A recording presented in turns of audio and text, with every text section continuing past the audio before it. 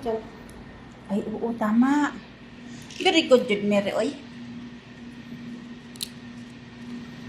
Hindi na nga ako. 1 minute lang.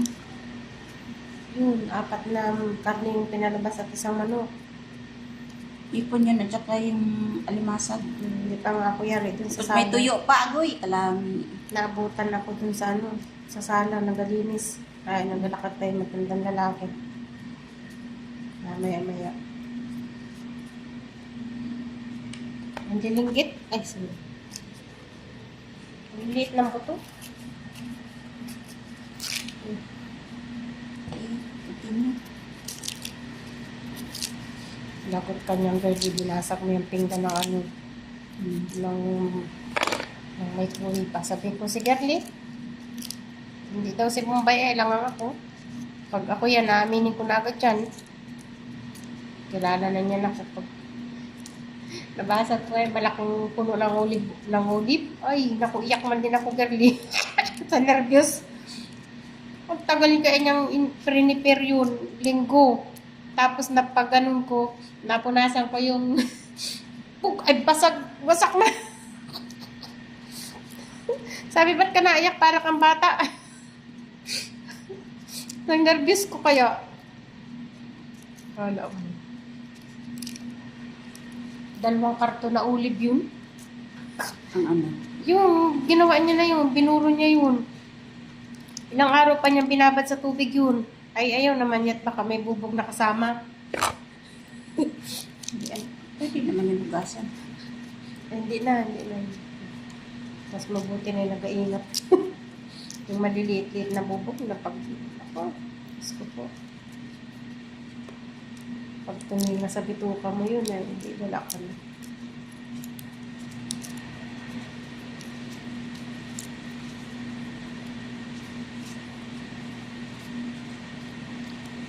Ba't hindi mo nadala yung cellphone mo, tawag ng tawag yung amo mo? Dala ko na. Hindi ka daw nasagot.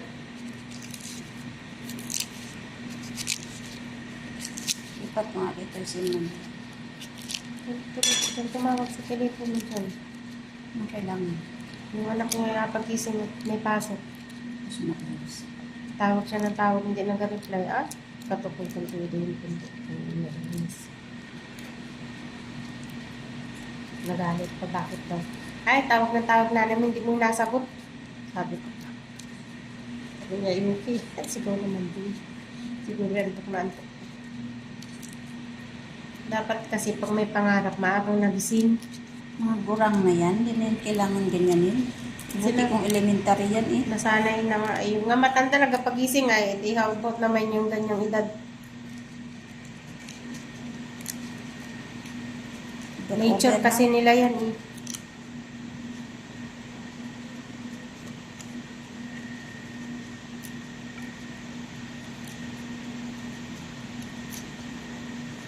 Nagugas na ako ng 2 basong bigas at ako'y nasermonan.